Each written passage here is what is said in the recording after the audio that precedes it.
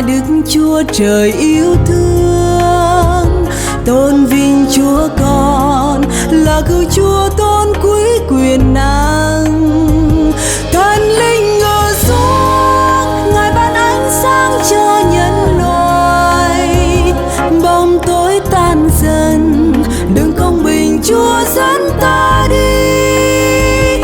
Trong vinh quang Chúa Cha, đêm sẽ tàn rồi ngày cũng qua.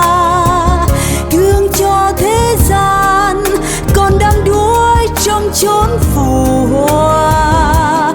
Kia ngày Chúa đến, Chúa đoán xét con loài người.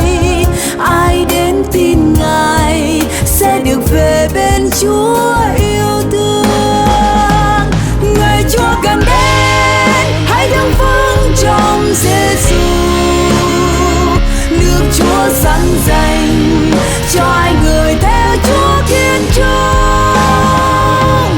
Ngày Chúa gần đến, ai đứng vững trong danh Giêsu.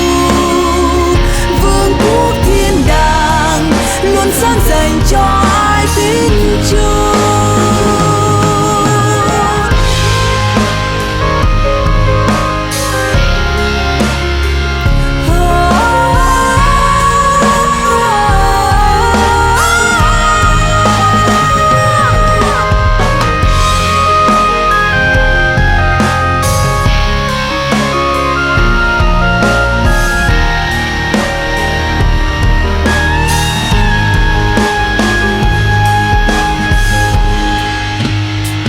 Tôn vinh Chúa Cha là Đức Chúa Trời yêu thương.